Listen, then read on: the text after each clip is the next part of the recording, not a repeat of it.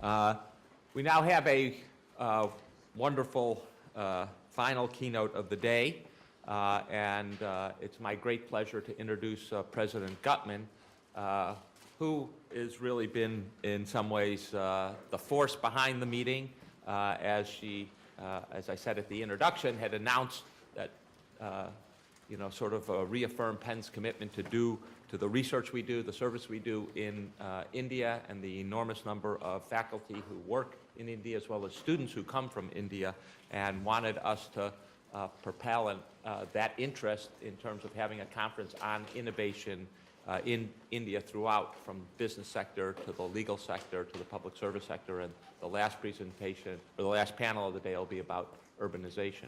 So without further ado, President Gutmann.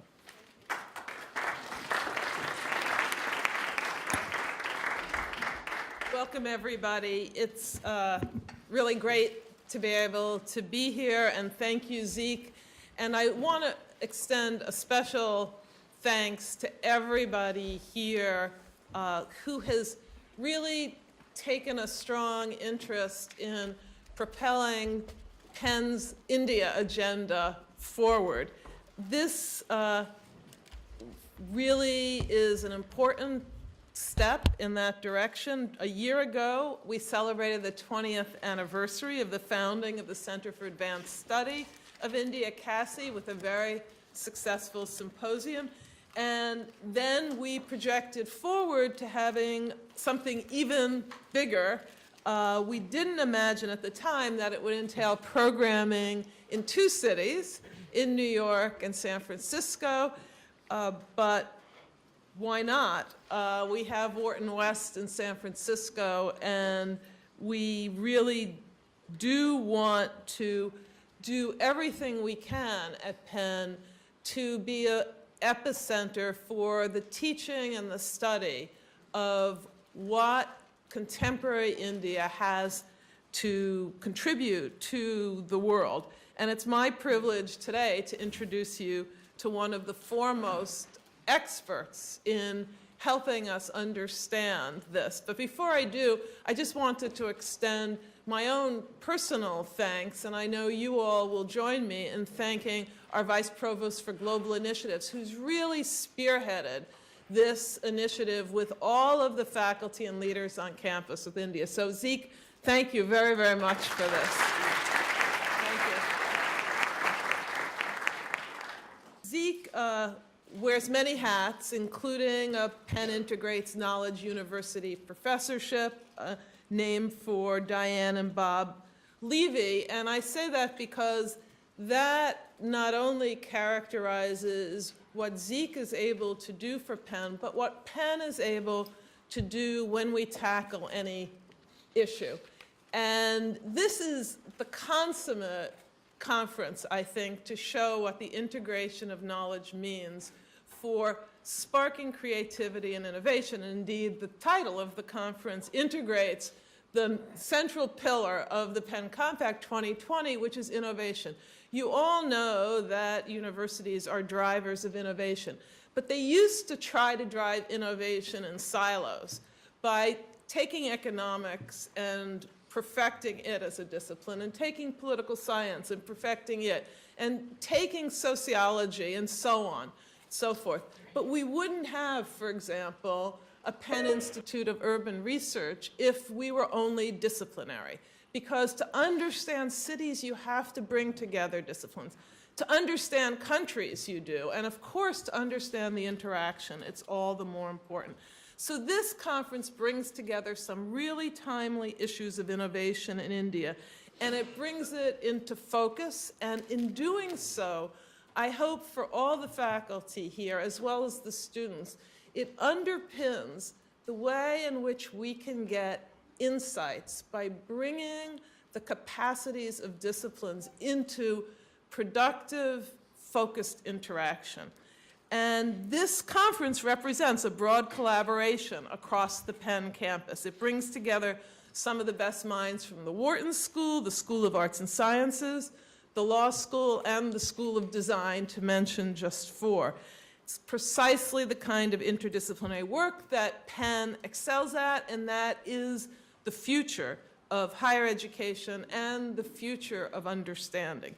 So central among the great challenges we face is the future of the Indian subcontinent and the continued progress and advancement of the world's largest democracy is certainly one of the most important issues in our world today. And I dare say there's no way one could exaggerate the importance of that, or the close relationship, whether we realize it or not, of the United States of America and India. Now, I realize that greatly, and I can't avoid taking the opportunity to say it, because it was India that actually enabled my father to save his family in 1934 by leaving Nazi Germany, not coincidentally being able to go to India when he wasn't able at the time, because he had no connections couldn't come to the United States. Ultimately, they wound up in the United States, but every one of my father's siblings, all 5 of them, spent over a decade in then Bombay, now Mumbai.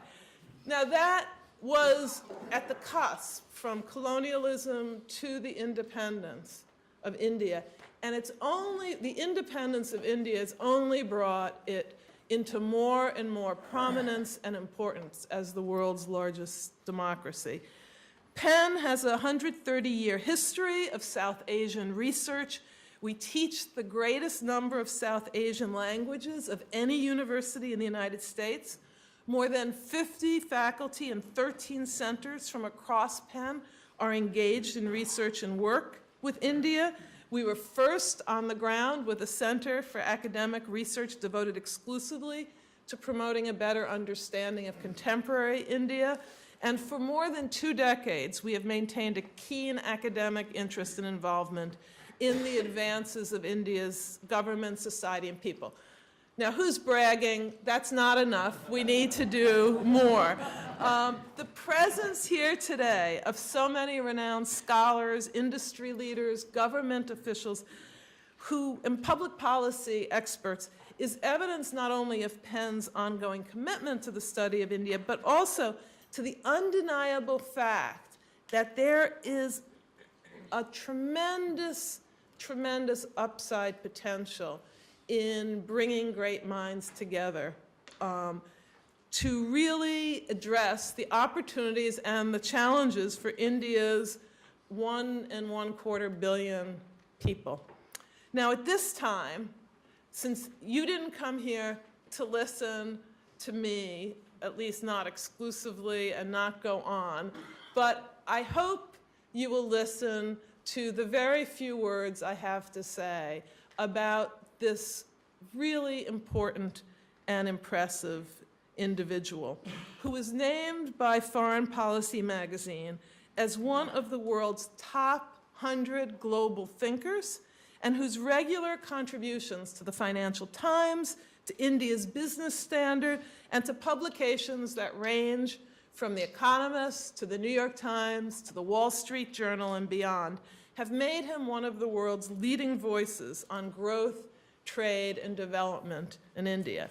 And he and I just had a chance to chat for a few minutes before this, and I can tell you it was one of the most stimulating discussions, you might say arguments. We were in heated agreement, we concluded, but he is somebody who really grapples day in and day out with the topic of this conference.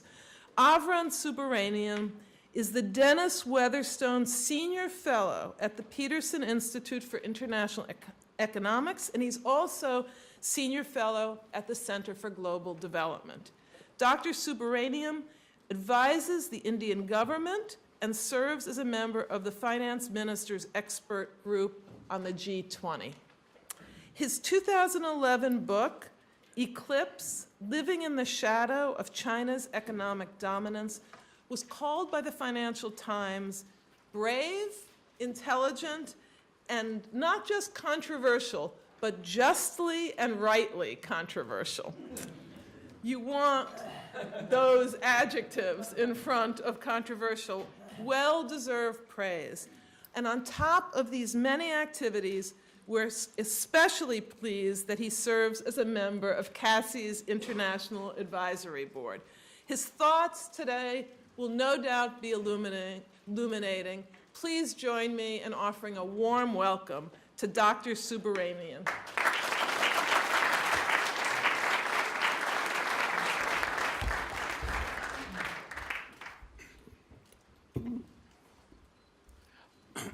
It's a great pleasure to be here, and I want to thank President Gutmann, Provost Emmanuel, if I may call you Zeke, for inviting me. Also, as President Gutmann just said, one of the things that I really value in my professional life is to be associated with CASSI and also with my close friend Devesh Kapoor, who runs CASSI, and he's one of the foremost thinkers in India. And so it's a great pleasure to be here in this audience.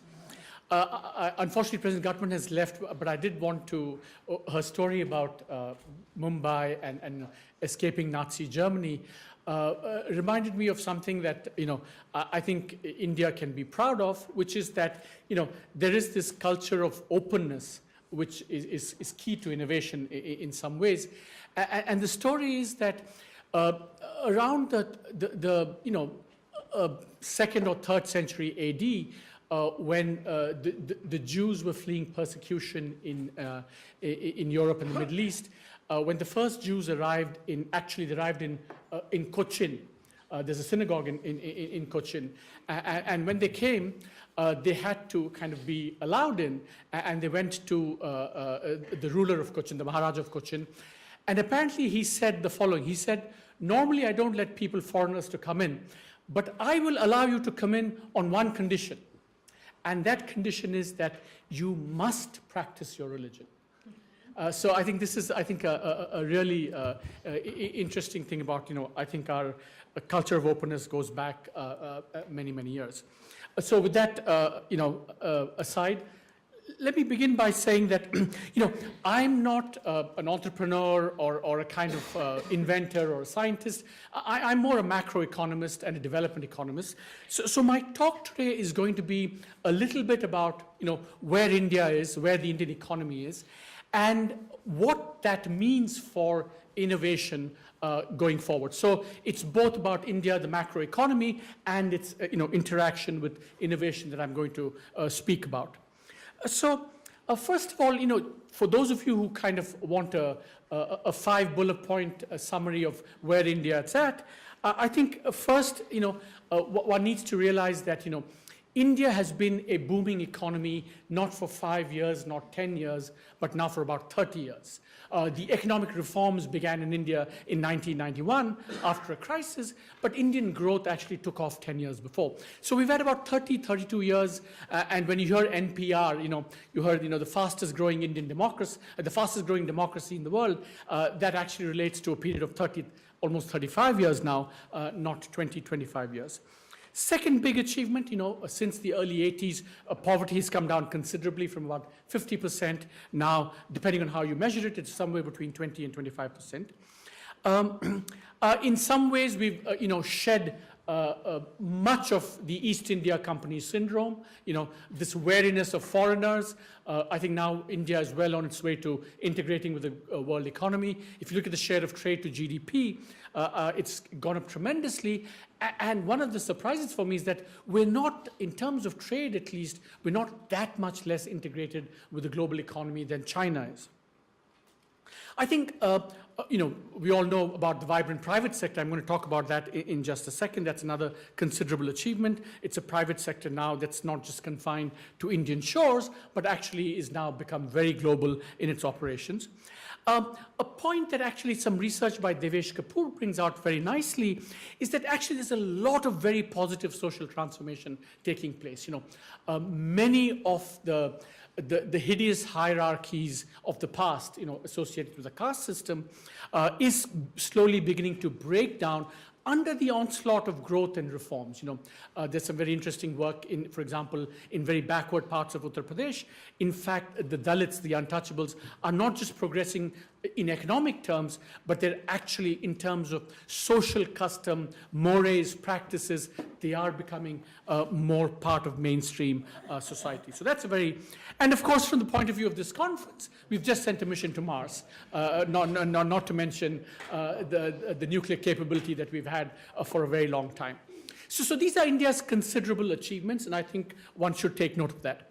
But when thinking about, India in general, and certainly from the perspective of innovation, I think the phrase I use to describe India, the Indian development model, both political and economic development model, is what I call the precocious model of development. And I mean this in the following sense, that India in many ways is very poor, and I'm going to show you, but it also does things which a country of its level of development is not supposed to do. So Martin Wolf, the brilliant editor and writer of the Financial Times, sometimes tells me that India is probably one of those few countries where you have someone inhabiting each of the last 10 centuries, and perhaps also the next 2 centuries. So that's the sense of, precocious India. And so I want to just give you some kind of attributes of this precocious India. It is still a very poor country. I think that central fact one should not forget. For example, India's per capita GDP in purchasing power parity terms is about $4,500. It's about a third of China's. It's about a tenth of the United States, and it's about a fifth of Singapore. So this is still despite 3 decades of rapid growth, it's still a very poor country. If you look at many of India's social indicators, they will kind of confirm this picture. When if you talk about educational achievement, health outcomes, some things like malnutrition, India is in some ways comparable to, even behind, sub-Saharan Africa. So this is one part of the precocious India that you should never forget.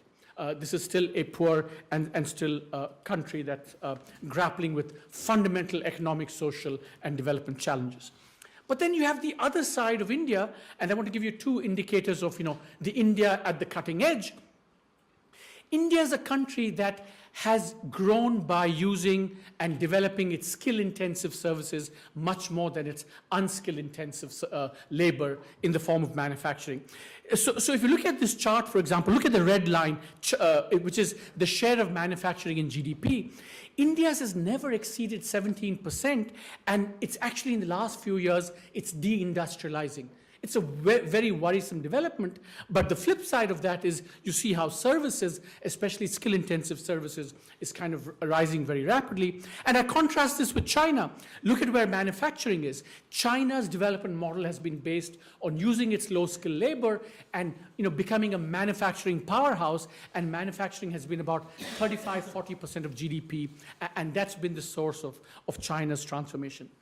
So this is very skill-intensive. India does not use well its vast, abundant pool of unskilled labor. It draws upon its relatively narrow pool of skilled labor. Another manifestation of that, if as economists, when you look at the world, we're taught that the rich countries specialize in technology, entrepreneurial skills, finance. The poor guys provide the commodities and the unskilled labor, and that's the pattern of production globally that you should see. But lo and behold, India confounds this in a very distinctive and impressive manner. India is one of those countries that actually exports foreign direct investment. Take Land Rover, take steel, take a lot of companies in the United States in services and even in chemicals and so on. India exports FDI, and as a share of GDP, India exports almost as much, sometimes more than China does. What that means is that essentially, despite being very poor, India has a comparative advantage, in actually managing, providing skills, providing entrepreneurship, providing even technology to some extent. That's why it's able to run these global companies. So this is the 2 sides of the precocious India model, that on the one hand still very poor, but on the other hand, for its level of development, it's still cutting edge. And I'm going to argue that that has very important implications for innovation in India. What it does, what it should do, what perhaps it should not do. Now, if someone were to ask an economist, why innovate, especially for a country like India, I would say there are three reasons to innovate. One is to just create new ideas, technology, and practices of broad applicability. This is pharmaceuticals, IT, tech, life sciences, you name it, a country should be doing that. But then I think you need innovation also to be able to adapt and use all these things that are created regardless of where they're created. It could be created domestically, it could be created overseas, and in the case of developing countries, often it's created overseas. So you need innovation as the capability to adapt and use these technologies. And then I would argue there's a third reason to innovate, which is to create actually technologies in areas where the rest of the world might not be doing that. And I think Indian agriculture and health are good examples where perhaps you need this specific, specialized ability to create technology, to be, in a sense, at the cutting edge. Now, so then it says, these are why you innovate. What are the preconditions for innovation? What do you need? And one might argue that innovation is associated with a certain economic and social ecology. So what is the ecology for innovation? And I would argue that there are two kinds of very important capabilities that determine the ecology for education. One, which I would say, to be at the cutting edge, you need basic sciences, basic R&D, the capability to do that. You need a very specialized high-tech workforce, and you need a really dynamic and innovative private sector. Now, there are very few countries that meet these requirements, probably one, maybe a half more here and there, but we know what that one country is. And what's, I think, interesting about this specific capability, and those of you who haven't read this book should read this new book by Mariana Mazzucato. It's called The Entrepreneurial State. In fact, the state plays a key role in kind of determining this dynamic interaction between the basic sciences and industry. So the science-industry interaction, the state plays a key role, and the state plays a key role also in developing these very high-risk early technologies which are commercialized then by the private sector. In fact, one of the most controversial chapters in our book where she shows that the 8 or 9 technologies that go into Apple are in fact have all been either financed or created as a result of a state involvement. Now, clearly, India is not going to fit this bill, but I would argue that there's a second aspect of the ecology, which is a very generalized capability. You need to have an attractive business environment. You need to be open to the rest of the world. You have to have a reasonably educated workforce, not the workforce which, the science, math, engineering, high-tech guys who do research, but, the ability to know what's going on. Connectivity, the culture of openness that I gave you an example of. And something that's forgotten is, a competent state. This importance of the competent state for innovation, especially when you're not at the frontier, is forgotten. Let me give you one simple example in India where this becomes, very important. In infrastructure, we have public-private partnerships. So essentially what the state does is the state gives land and some regulatory guarantees, and the private sector comes in and bids for contracts. But this is a fiendishly complicated process because the process of putting out the tender, specifying the technical requirements, who meets what requirement, who doesn't, how to negotiate with the foreign company. These are all things that need to be done by the state. And when you think of the example of the successful Delhi Metro or the Chennai Metro, it is because people there in the Delhi Metro, of course Sridharan is the example, but he's had this capability to be able to do this very high, in a sense, pretty high-tech stuff. And that, I think, we forget about when we talk about a generalized capability, and I think that's very important. I would argue that this generalized capability, in many ways, all that I've listed out are all the attributes that are required for a country to grow robustly and for a country to be macroeconomic stable. So I'm going to argue that, in the Indian case, this generalized capability for innovation is in some ways what India needs to do to grow rapidly in the first instance. Now, where does India stand on this specific capability? Now, the question is, so here's a quote from the HBS dean, essentially saying that if India thinks it can produce a Google or a Facebook or a Twitter, to be honest, no chance. That's kind of the conclusion he comes to, and so the question is, why is that, and can we, do we have data to assess this specific capability of India's? Now, I just want to give you 3 simple indicators, and this is a chart of, R&D spending as a share of GDP. India is on the low left-hand corner. I've highlighted, India, China, and Israel is, in fact, and the US are big. Now, there are 2 ways of looking at all these indicators. If you just see how much India does as a share of GDP, clearly it's going to be less than China and the US and Israel. But the point of this chart is to show that given India's level of development, which is what's on the horizontal axis, India is not doing too badly. You don't expect countries to be very poor to do a hell of a lot of R&D. And in some ways, India is actually doing better than what you would expect given its level of development. So that's why I say it's not really a laggard on innovation in terms of R&D spending. It's not a laggard on innovation in terms of how many patents are being filed. As you can see, India is about 5,000 patents. China is about 12, 15,000. And the US, of course, is off the charts, more than 200,000 patents. But even here, you see how far away from the line India is, which shows that given its level of development, India is actually doing very well in terms of patent applications. And kind of the same thing is true in terms of the underlying high-tech workforce.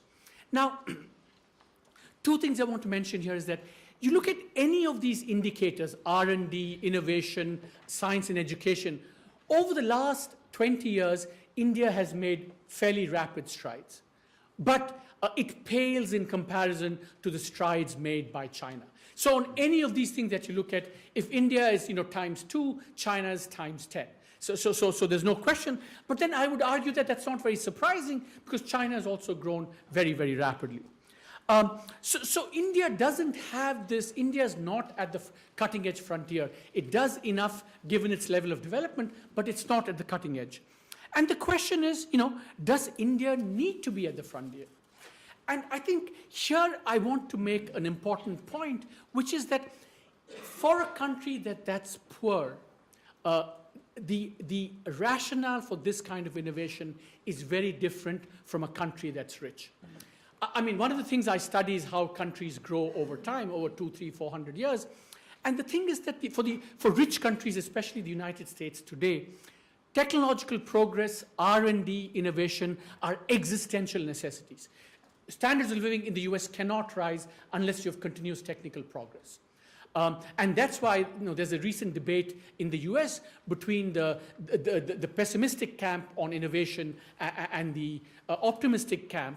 But essentially, the debate shows that this is, in some ways, once the US gets past the crisis, long-term growth is going to depend very much on the ability of the US to keep innovating. But for countries like India, it's very different. When you're poor and well inside the technological frontier, the predominant way in which you grow is by exploiting cheap labor, cheap capital, a dynamic young workforce, and using the ideas, technologies, and practices created elsewhere. This is the process, what we call catch-up. Catch up, you're poor, you catch up to the frontier by using what you have a lot of, which is labor and capital, and this has been the experience not just of the rich countries.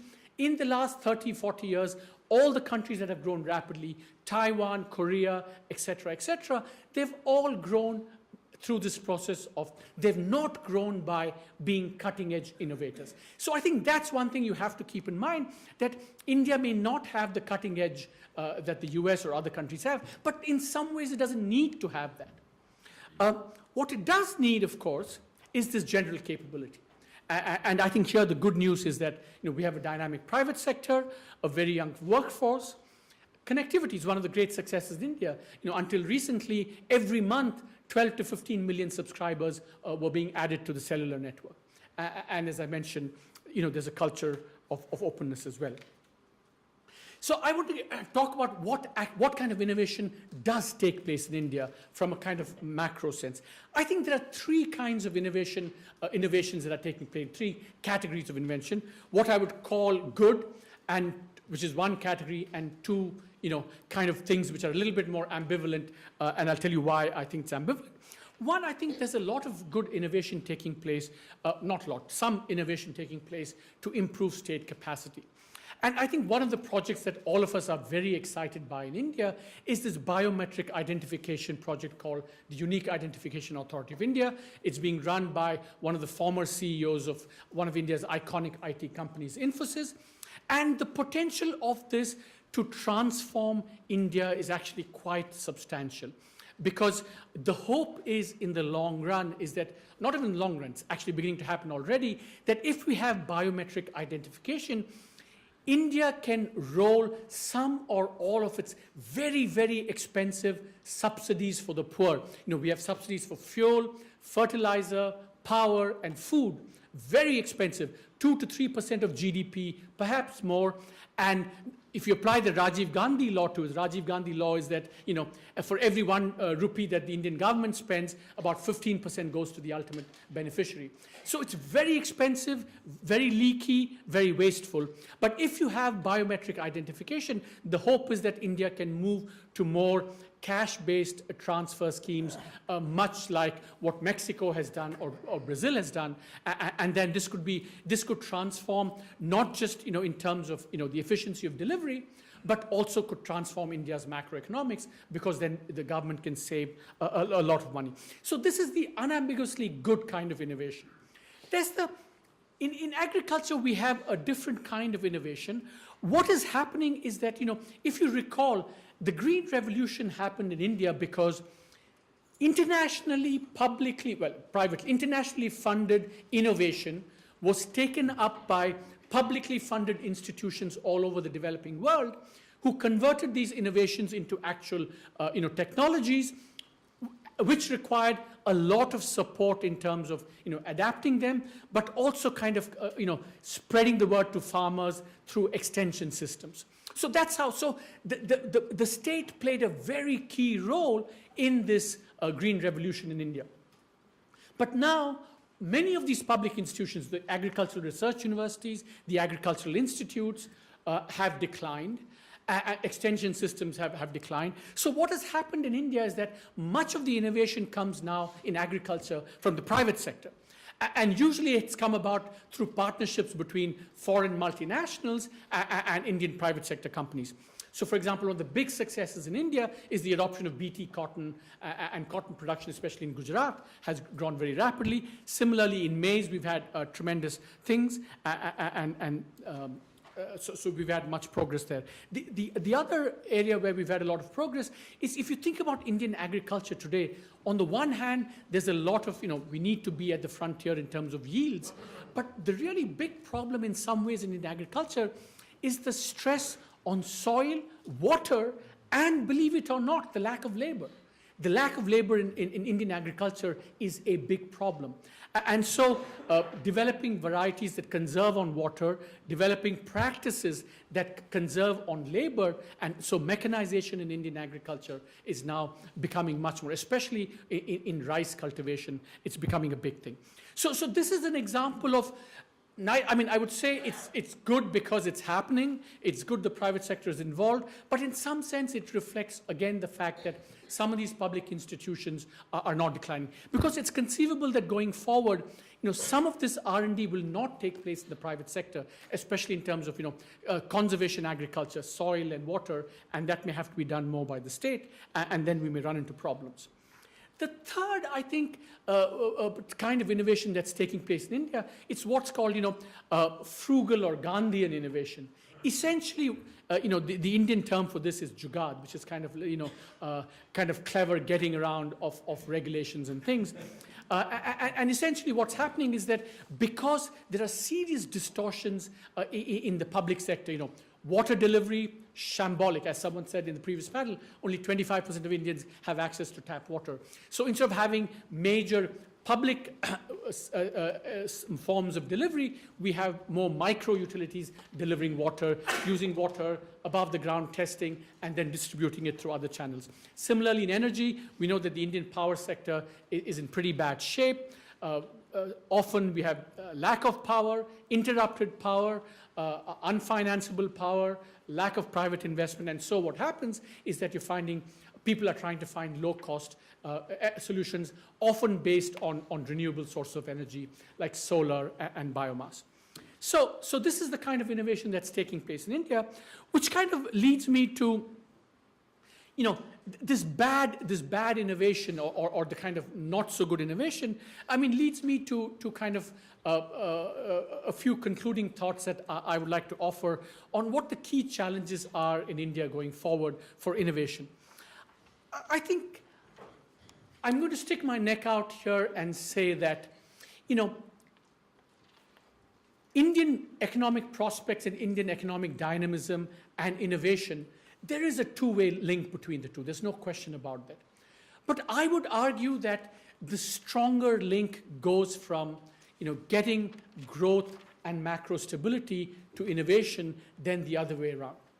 I think we're at a stage in India's development where, really India needs to grow very rapidly and India needs to maintain macroeconomic stability, because otherwise the environment for the private sector, which is now becoming the driver of growth in India, that is going to be, public institutions are declining in any case, and then if you make the environment hostile to the private sector, will really inflict a double whammy on the Indian economy. And if India is unstable, if India grows slowly, I think we will probably see very little innovation, and the kind of innovation we will see will be the kind of jugaad kind of innovation, kind of low level, trying to overcome distortions. And I think that's not the kind of innovation that India needs.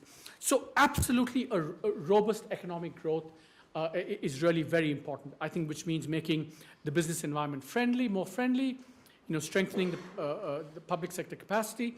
And one of the things I didn't mention in detail, but we could talk about, is that, one source of innovation and creativity that's completely absent in India is India's higher education system. It is to mince no words, it is a shambolic mess in India, the higher education system. So it's not been a source of creativity and research, so that needs to be fixed. And then I think we need to shed some of the residual, what I would call the East India Company syndrome.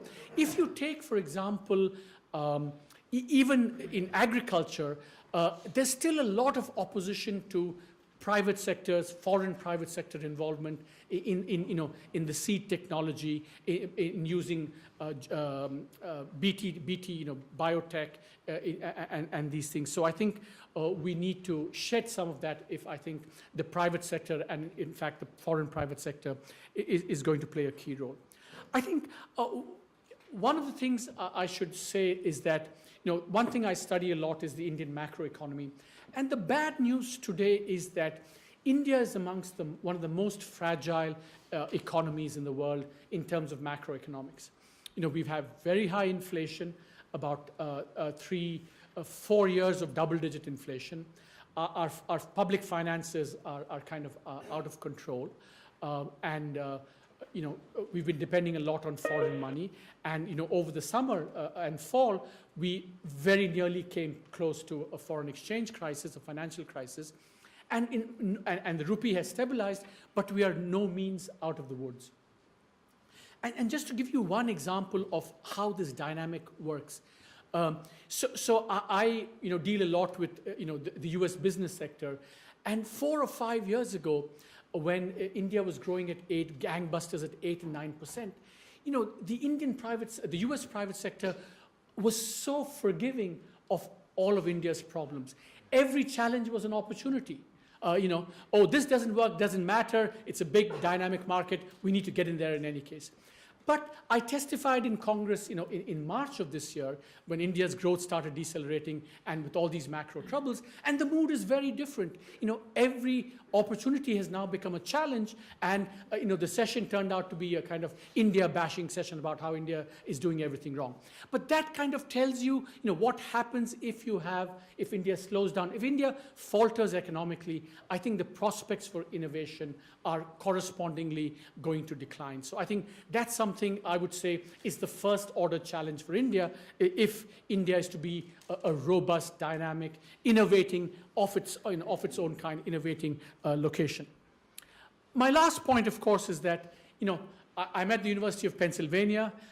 There is no question that, while India has to do a lot, outsiders need to do a lot as well.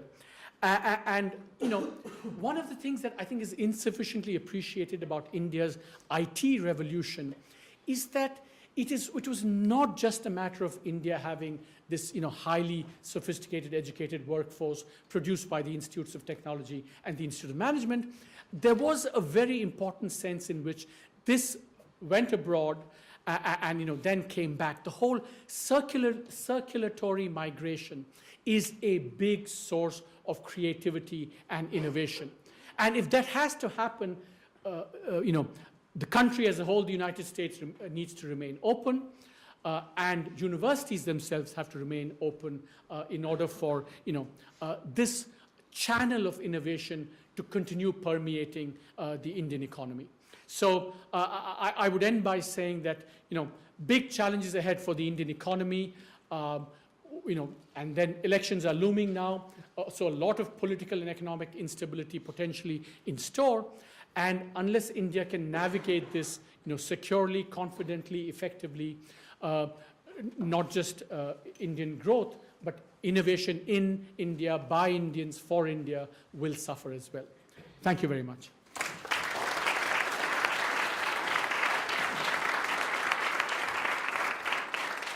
What a terrific speech. We now have an opportunity, and the microphones are going around to ask questions. Maybe I'll take the first question and really try to focus on two aspects of your last points. It's always surprised me, and maybe you can help me understand this. We at the University of Pennsylvania are blessed by many brilliant faculty members and brilliant students from India. And yet the education system in India, as you describe, is well nigh, if not a disaster, certainly shambolic, as you say. And the second, so how do we understand that, and how is that can be fixed? And the second part is this help. If we change the immigration laws and the visa requirements in the United States to allow people who've trained here, come from India, trained here to stay, which there's a lot of people who think that's going to be the heart to American innovation and new companies here. Does that actually turn out to rob India? Does that turn out to be a bad thing if we we progress more open and more hospitable? So, two questions. Right. Great questions. So on the first one, I think, why is India's higher education system such a mess? I think of it in terms of Albert Hirschman's kind of exit, voice, and loyalty. And let me give you what I mean very concretely, give you a counterexample. I think most people don't realize, and here I'm sticking my neck out, the big success of Indian education over the last 30 years, I would say, is not the Institutes of Technology and the Institute of Management. The big success of Indian education has been Indian urban secondary school education. Essentially, all the people that you see here from India, they've gone to, reasonably good, secondary schools and graduated from there. And what happened in that process was that, you had a certain middle class background and the striving for achievement. But the interesting thing was that the state did a reasonably good job not of regulating that sector, and indeed actually of providing secondary school education. One of the big successes of India is what they call the Kendriya Vidyalayas, government-run schools, secondary schools all over India to cater to Indian public servants. So essentially, the middle class there had a big stake in secondary education because they didn't have the exit option. You can't send 14-year-olds overseas. So because they didn't have the exit option and because the middle class demanded this, the state responded. But over time, with higher education, the problem was as exit became a possibility, the pressure on the state to actually deliver I think attenuated over time. So I think it's really a reflection of this Indian political economy where I think the state, so the Indian state is not uniformly bad.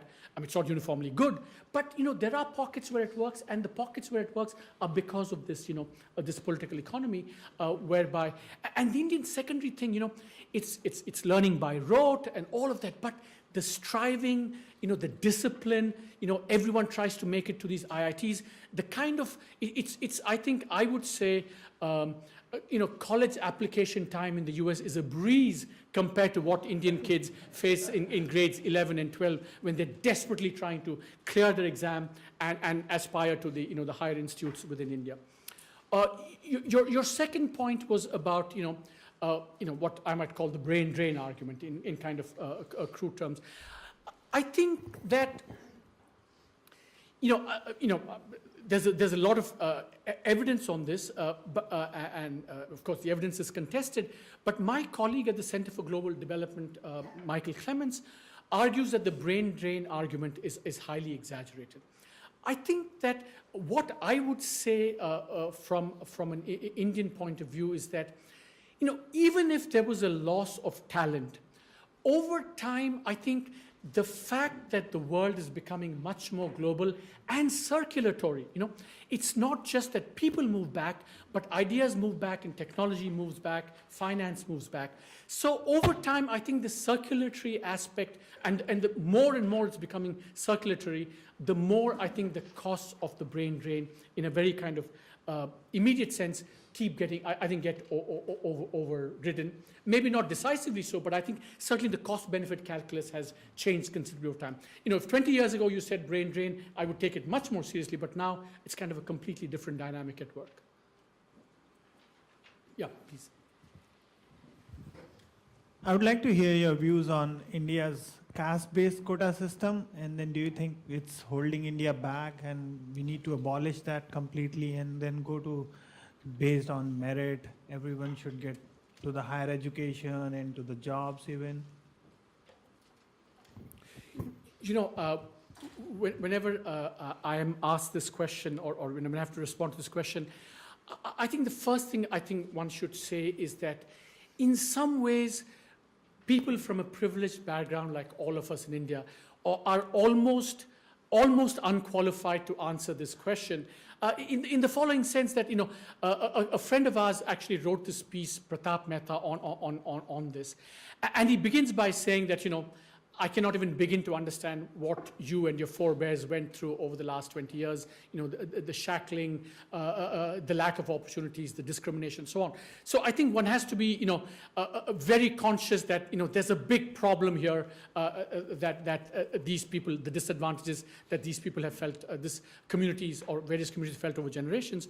But I think over time, we do need to dissolve these caste-based identities. I think there's no question about that, because we need to come to, a concept of Indian citizenship that is not based on these distinctions, but it's based on something more like in the United States, something that appeals to everyone. So I mean that's a kind of general argument. I think the way forward, I think here would be that we progressively kind of dismantle all these quotas and affirmative actions. The problem is that often it's going in the wrong direction. And I think that's where I think we need to, so in some ways, I think the way forward here, I would think is that, remember that this has happened because of, in politics, the lower caste parties have now got access to power, and to expect them not to exercise that to get these quotas and affirmative action is completely unrealistic. You could even argue it's kind of undesirable. So we have to go through that phase where this thing plays out, and when I think these castes think they've got the opportunities, they've got a fair shot, then I think, it becomes easier to have a discourse that's more based on, universal citizenship and the lack of categorization and affirmative action. Please. You discussed it as one of the predicates for the sustained innovation growth. And the question I have is, how do you more specifics around what you mean by growth and how you would differentiate growth in India versus China, and the achieving the China dream and the necessity in terms of large countries in terms of social and political necessity to maintain a certain level of growth versus growth that is smart, sustainable, and equitable. Yeah, I mean, I think India and China now are at slightly different. I mean, apart from the obvious difference that these are two different political systems, right? I think that shapes, the trajectory going forward. But I mean, 2 or 3 things I think are worth saying here. One is that, China is now much further ahead on the development path than India is. So in some ways, at least for India, the next 20, 30 years should be easier for China. Because a lot of talk in China now is of the middle income trap. Because remember, the richer a country becomes, the less you can grow just based on cheap labor. So it becomes difficult. So that's part of the convergence process. That's why the imperative for innovation in China is much greater than for India. So I think that's one aspect of this. The second aspect is that China, even though until say about 2000, Chinese growth was very inclusive because a lot of it was based on low-skill manufacturing. It's only in the last 5-6 years that, or maybe a little bit longer, that inequality has risen even more sharply in China than it has in India. And that has to do with politics and corruption and so on. India, in some ways, the problem is that our very pattern of development, where we use much more skilled labor than unskilled labor, is inherently disequalizing. And remember, the world over, technology is a force for disequalization than for equalization, because the technologies favor those who have the skills. So it's going to take a lot of effort, a lot of things to, in fact, to have the growth in the first place, but also to make it equalizing. And I think that's going to be a big challenge going forward. The last thing I would say about India is that while there is a lot of reason to be pessimistic about how India is going to grow and catch up with China and the others, because there is a big difference between China and India. Is a much slower system. Decisions get taken much more with much greater, much less speed than they do in China. But I think what is important to recognize is that India has to find its growth miracle and mantra within the context of democracy. We can't be wistful about having an autocratic system. This is the debate that we were having with President Gutmann coming before. But there are some signs that actually democracy is delivering very early, not yet sustained. But the key thing that's happening in India is that there's much more decentralization taking place. So what's happening is that when different states start to do better, there is a demonstration effect and a pressure on other states to do well.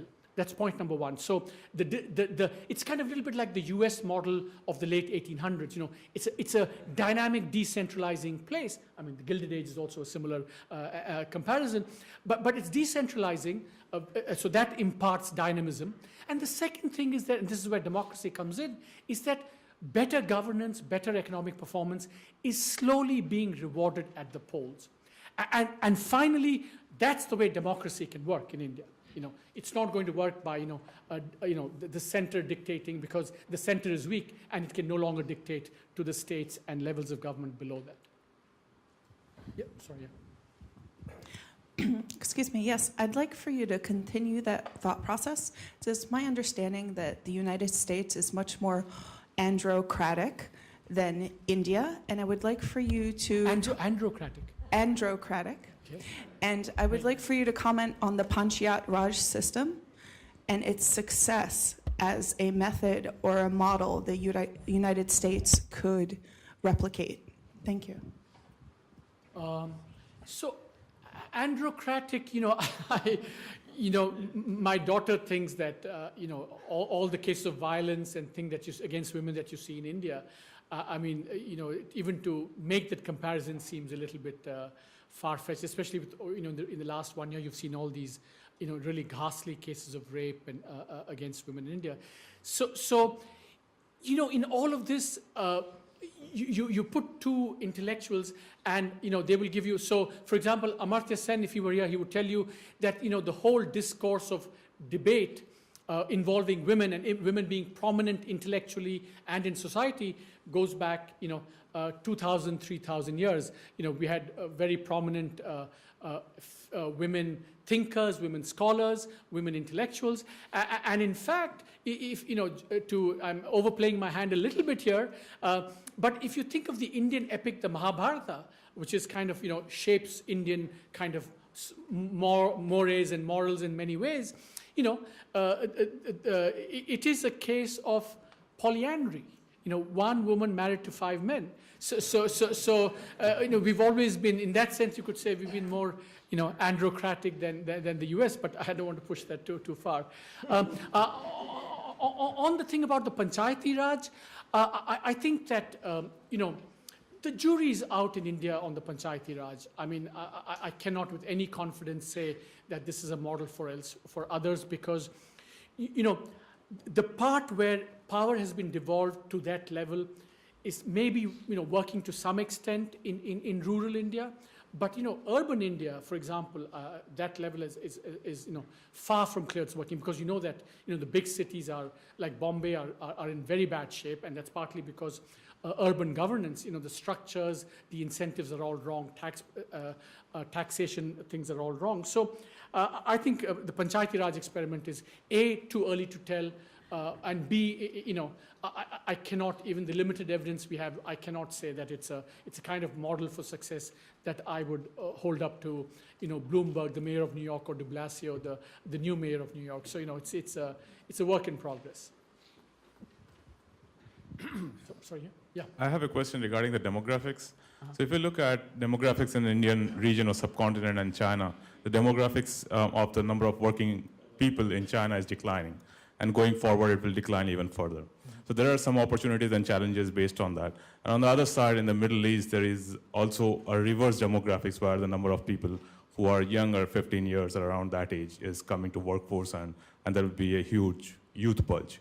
So what are the opportunities and challenges you see for India in this change in demographics in the world? So that's a good question. First, the quick response is, or the glib response is that China is going to age. That's going to confound its economic growth going forward. India is young, so India. But I think that my second level of argument would be that demography is not destiny, either on the way up or on the way down. We're going to have this young labor force, but unless you provide opportunities for that labor force, you can't convert potential into actuality.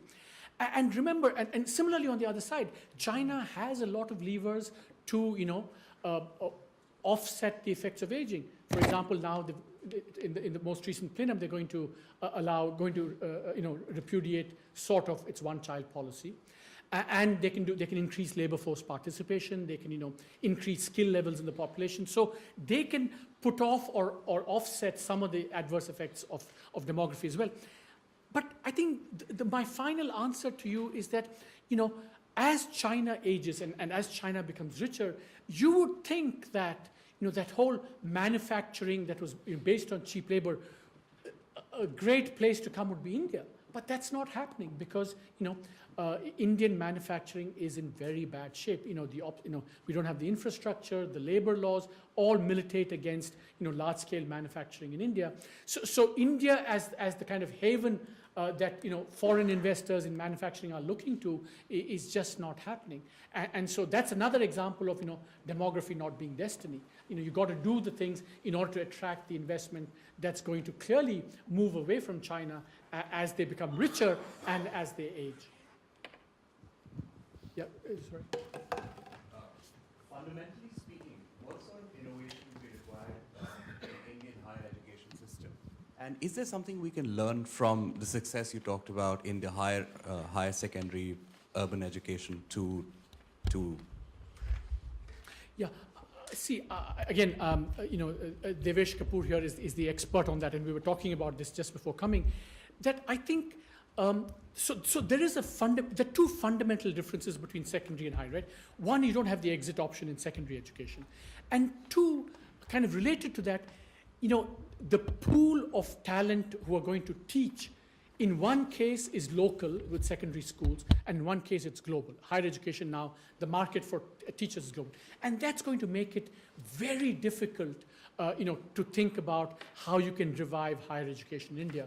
Because if you think about, let's say, as it is, one has to say, first of all, that the Indian regulation is very inimical to foreign universities coming in. They have a law which they haven't passed, and so that needs to change. That's the first level. The ability to regulate needs to change. But even if that were to happen, it's not obvious that, even University of Pennsylvania is setting up a huge campus in India, whether that will be cost effective or not. So in fact, Devesh was saying that maybe, India should explore more, how do you translate or capitalize or leverage this new MOOC technology, in a way that, where the costs are, you don't have to physically locate, the costs may be lower, education might be better, but then there are so many challenges. You need an infrastructure of broadband, spectrum, computers, certification. So I think in some ways, I think we have to think creatively about higher education, because it's not like secondary education. There are two really basic differences which are, I think, in some ways fundamental to how you would address these two things. Yeah? Go ahead.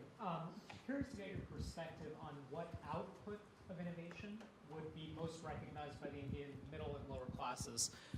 As a Westerner, the thing that strikes you is you go there and you see the infrastructure. But I realize that's a Western perspective. I'm curious to know, what would be that output that would be most recognized by Indians themselves?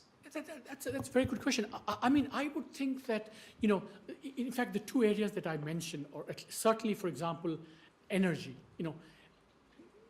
lots of India is aware of the fact that, energy is in pretty bad shape. Supply of power interrupted, inefficient, and so on. So I think if we could make more progress, innovations on energy, and providing access to bigger chunks of people to low-cost energy, guaranteed, uninterrupted, relatively low cost, I think that would make a big difference. And I think similarly, I think on water too, I think, we have big problems in water, if that could be addressed. But I think in some ways, if you're asking what would make a big impact, I think power, I think, has the potential, to make a big impact in India.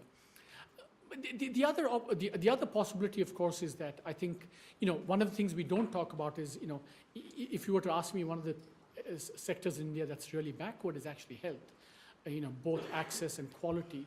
And if we could make progress, even some progress on that, that might also have some amount of impact. Sorry, you had a question.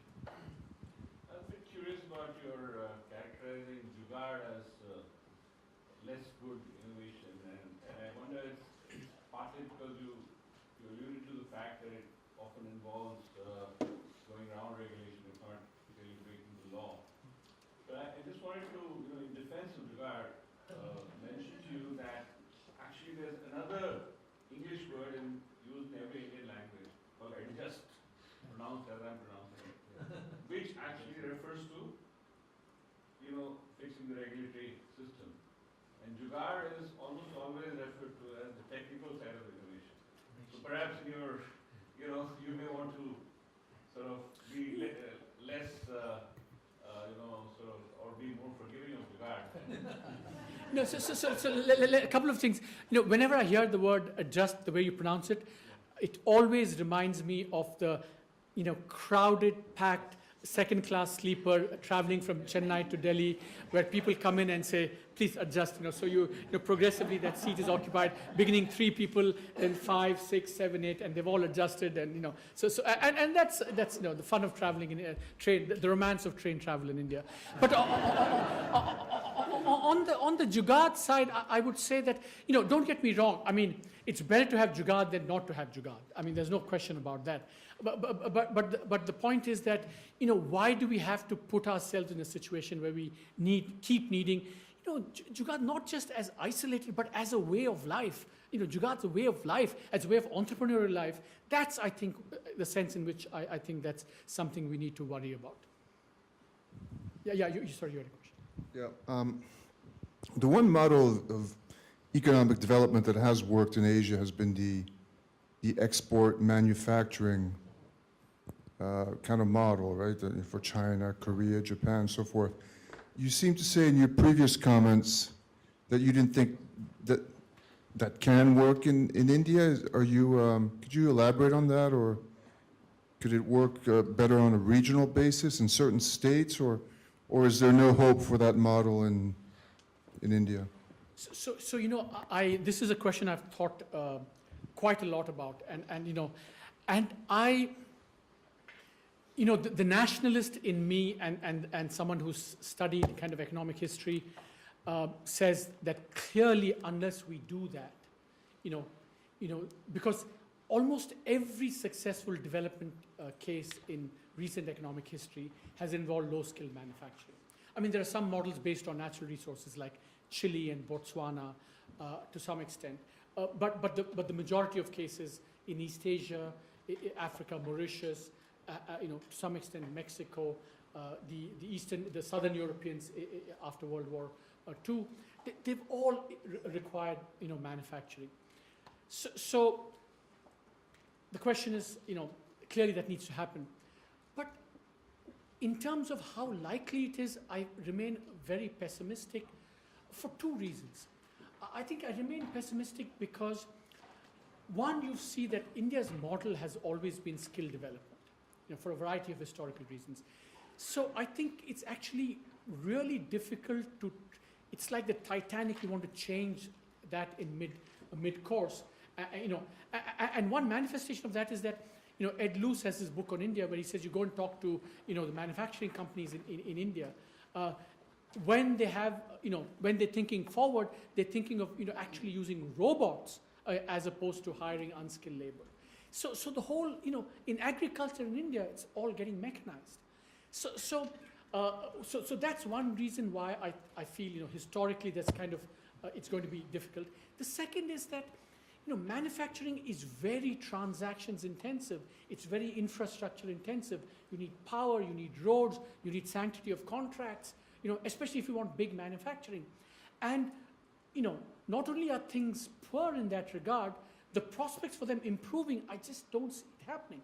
Now, a good point you raised was, but what about region, why can't the regions exploit it? If you take Gujarat, for example, Gujarat doesn't have low-skill, it's kind of the China of India in terms of growth. It doesn't have low-skill manufacturing. It does petrochemicals, pharmaceuticals, fairly high-tech, high-skill stuff as well. So it would be nice for, especially where we have unskilled, cheap labor.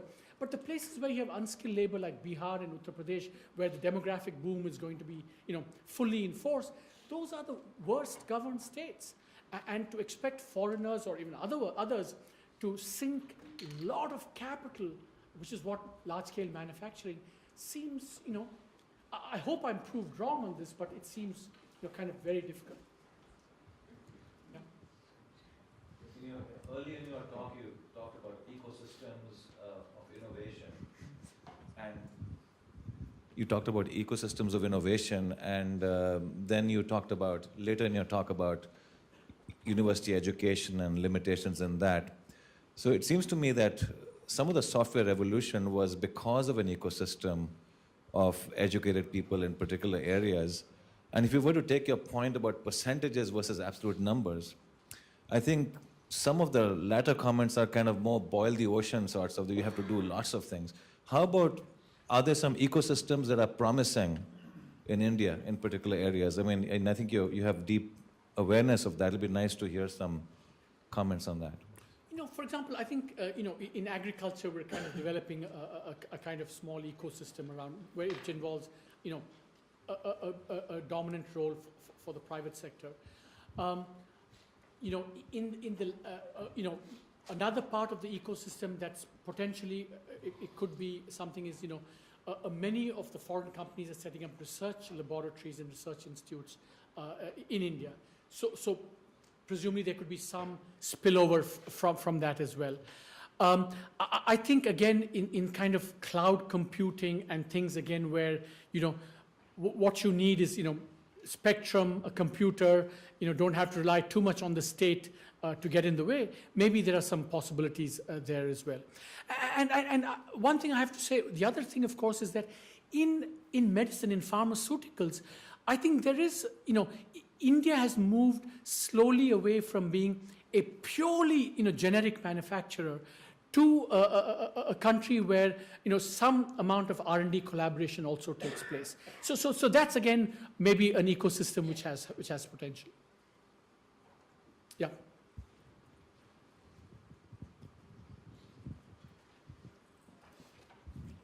Thank you so much. I'd like to return to educational issues and address the private sector in possibly being a solution. Could you address private sector solutions or collaborations with public higher education or even private higher education, such as the University of Pennsylvania, in addressing the sustainability of services growth in India? Let me just first of all say that, in Indian primary education, a lot of what's happening is in the private sector, and the reason is the following, that when India's growth took off, the demand for education, the premium on education rose, not sophisticated, but just basic English language skills, computing, numeracy, and all of that stuff. So, and the public system was not able to fulfill this demand, so we saw a mushrooming of private schools in rural India and elsewhere.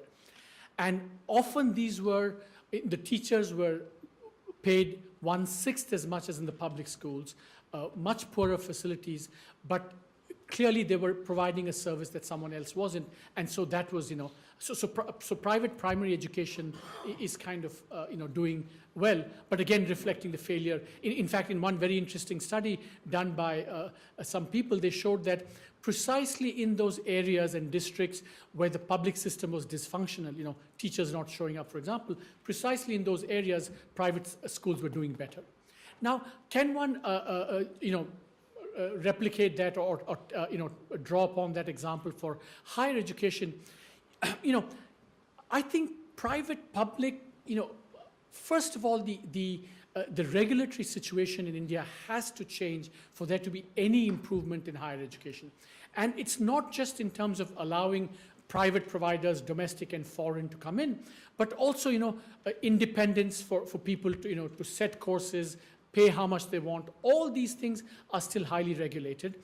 Plus, of course, there's all this affirmative action thing that also sometimes can be a disincentive to setting up. So it's all very well to speak of private to public, but then there's no public in India, so that's going to be a problem. Private to private, yes, but that too, unless the ecology of regulation and things is fixed. I mean, for example, at this stage, many foreign providers can't set up in India because the law doesn't allow it. So we need a lot of changes in India for, but one thing is clear, you're right. I think going forward, no matter what happens, the impulse, the creativity is going to, in higher education, is going to come from the private sector. It's not going to come from the public sector. That's for sure. Yeah. Yeah, two more questions. Thank you for an insightful presentation. The area around the Taj Mahal is in a despicable condition.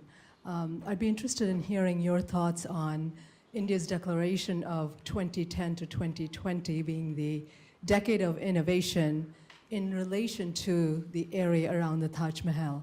Are you aware of any partnership between the government and corporations within India or foreign corporations that have attempted to do anything particular to this matter? I often pretend to know lots of things that I don't know, but this is an area where, I will not even pretend that I know this, so I will just pass. I'm not aware of anything, and I'm not an expert on this at all. So last question from there, yeah.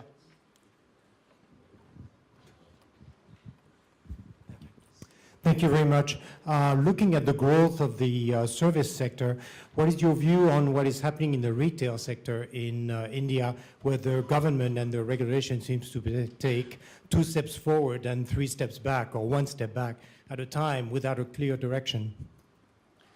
Yeah, but that's kind of symptomatic of how India works in general, right? I mean, 2 steps forward. The only question is that it's going to be 2 or 2.5 steps back, whether the initial impulse will be overridden or not.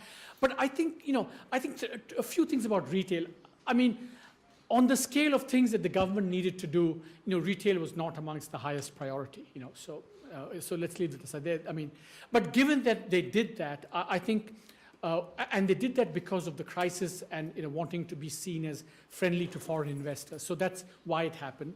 But then having done that, I think they clawed it back, which was a bit unfortunate. So I would have said that, if you are, if you're plunging into this, might as well, so in some ways now, you've incurred the domestic political cost without gaining the economic benefit from having FDI. So in that sense, that, it's kind of a double whammy, shot themselves in the foot, in all respects.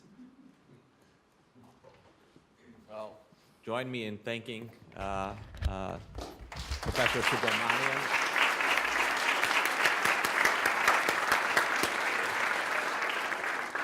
As dynamic as the Indian economy. We're going to take a 15-minute break, reconvene at 2:15 for our final panel of the day about urban spaces and innovation in that regard.